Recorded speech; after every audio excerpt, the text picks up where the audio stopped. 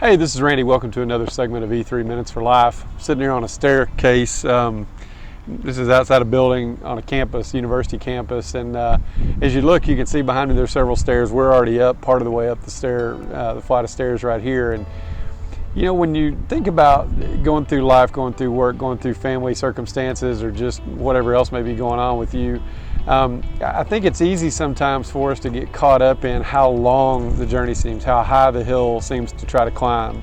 You know, how am I going to be able to get up to the top of that? It seems so far, it seems so challenging, it seems so steep, whatever it may be. But if you look at it, any one of these steps by themselves is only about 3 or 4 inches tall. You know, and when I look at it, I can climb 3 or 4 inches. You know, I can step up one more step. I can go one more stride. And so I want to challenge you as you're looking at the different projects that you've got, again, whether they're personal or professional, when you look at the different projects that you've got, and maybe you've got some that have stalled out along the way, maybe you're part of the way into it and kind of gave up 80% of the way done and left it unfinished. You know, maybe you've got one you need to start that you hadn't even started on yet. And I would just challenge you, what's the first step?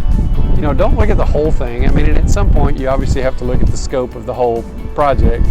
But what's the first step? You know, what's the next thing you need to do? What is something that could get your momentum going again?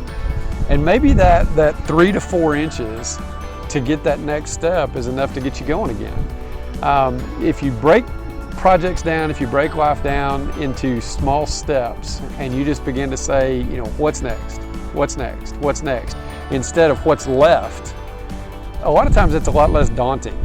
And so I hope this has been helpful to you. You know, maybe even write these down. You know, if you can see it on a sheet of paper and say, here are the steps rather than here is the whole journey. It's a little bit more, when you break it down into bite-sized pieces, it's a little bit easier to see how you can conquer that hill. And getting to the top of the steps is a good thing. Getting to the end of it, you know, certainly gives you a sense of exhilaration, and that's what, you know, being good at anything is all about, is being a good finisher. But you got to be a good starter, and you got to be a good persevering personality to get to the next one. 3 inches, and that'll carry you where you want to go. Thanks for joining us today. We'll see you next time. Thanks. Bye.